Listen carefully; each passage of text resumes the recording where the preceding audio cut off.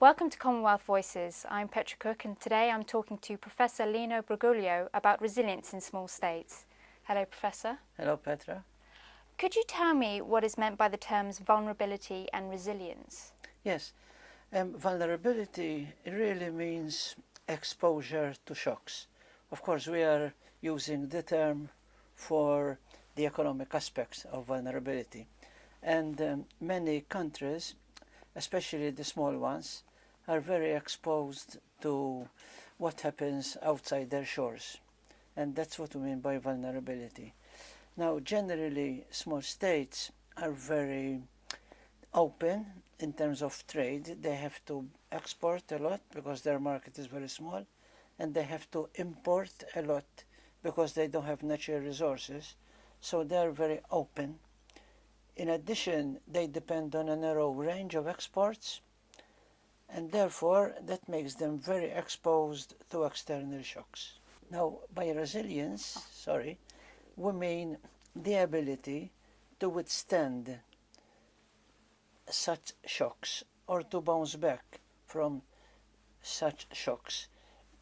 By way of example, you can have a person exposed to a bug, let's say influenza, that makes him vulnerable, but he can take medicine or eat well to withstand that exposure.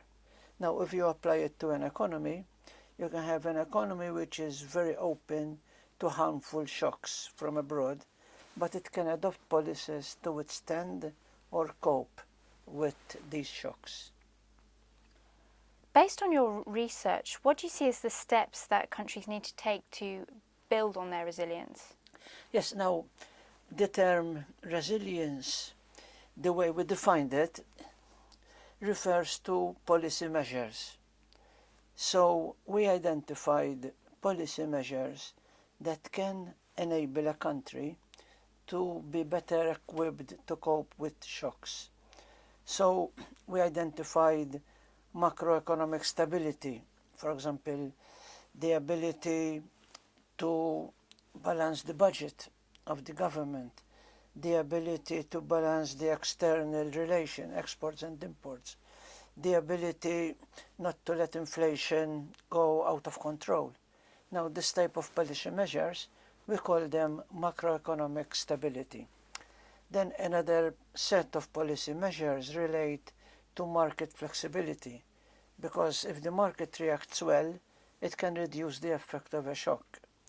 Also, we included social development. If you have a society, let's say, where there is a lot of civil strife, the ability to cope with a shock will be reduced. Whereas if there's a society which is, let's say, there's cohesion society, then they can better mitigate the effect of a shock. And finally, we included political governance, like rule of law, voice and accountability, things like that. Now, generally, we see that countries that are governed well politically are better able to withstand such shocks.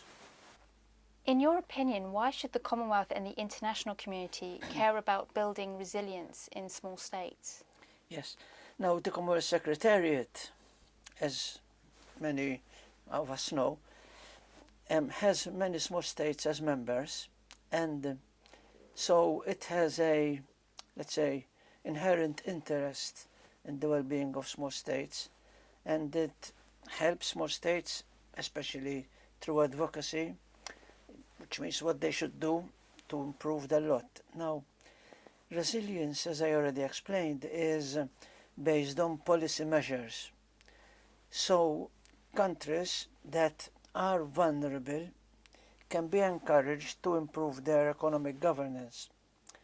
And so the international community has a major role to play in helping these countries improve their governance. Now, I can give you a comparison. You can have a poor person who wants help and he asks for money. That's one possibility. Or else he can ask for help to find a job. Now, you can compare this through vulnerability and resilience. You may have a country saying, I'm vulnerable, please help me. Alternatively, you can have a country saying, I'm vulnerable, but I want to be resilient, so please help me building resilience. So this type of orientation is more fruitful because it's not helping somebody to eat, for example, but it's helping somebody to generate wealth and to improve the economy of that country. So the Commonwealth Secretariat has for a time now been involved in this area of resilience building, and it is mostly helping countries realize that the best way to solve problems is to improve economic governance, political governance, improve education, things like that. How would a strengthened resilience framework benefit small states? Yes, now, as I explained beforehand, resilience implies policies that enable a country to withstand shocks.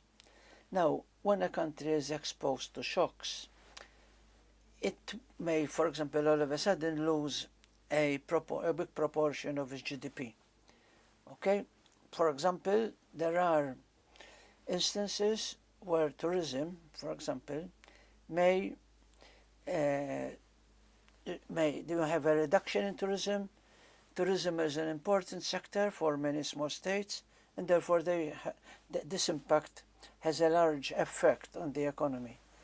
Now, when you have a country that is resilient, it will take action immediately to improve the harmful effect of a shock. Maybe diversifying or maybe improving advertising campaigns for tourism, whatever. So the resilience package is a method whereby a country that knows that it will be highly impacted by a shock, the small countries know this, it's a package which enables this country to bounce back very quickly. Now, it won't be able to bounce back immediately. For example, Singapore, which is one of the best governed economically, of course, country, was highly impacted by the international recession in 2009, but immediately it started to take actions to recover.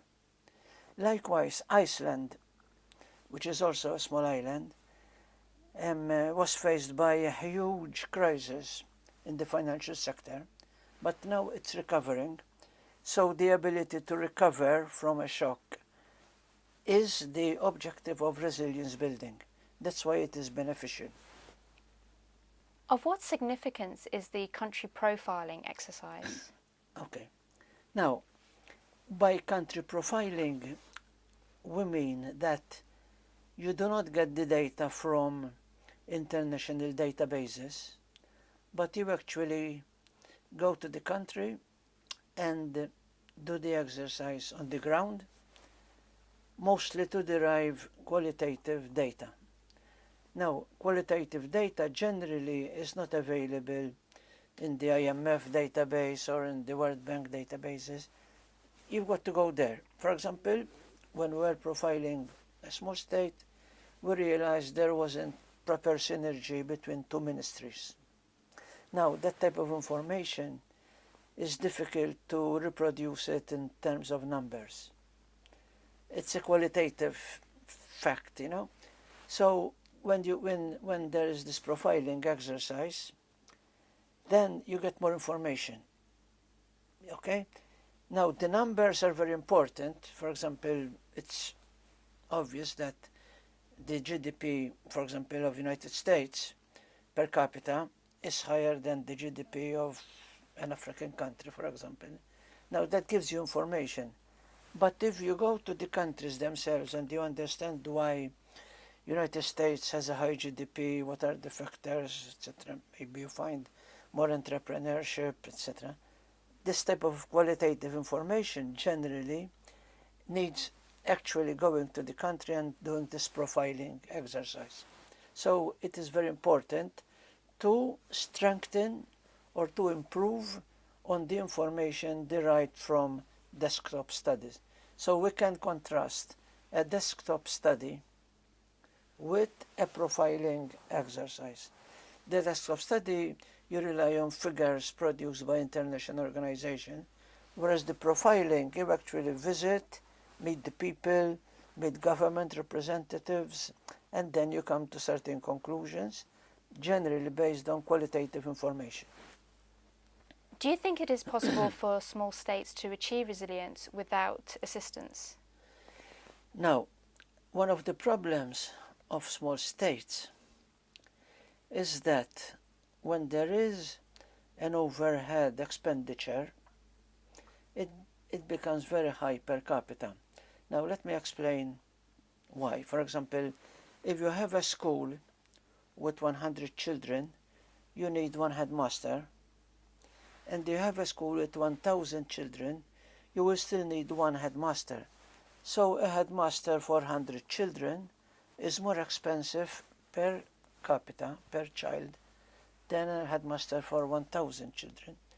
So this problem is called the problem of indivisibility. That is, overhead cost cannot be downscaled in proportion to the population. So many regulatory frameworks are costly for small states. So the chances of their being implemented is better if they receive assistance. Now, many international organizations, like the IMF and the World Bank, etc., believe in this need to improve management of the economy, to improve governance. However, for small states to build the institutions is generally quite costly. So, in my view, a country would be better off receiving support to build the institutions. I don't mean the building, I mean the framework, the people, train people, etc., which then will improve the chances for the country to withstand these shocks. So, in my view, small states need the support of the international community to improve their chances of building resilience. Thank you very much, Professor.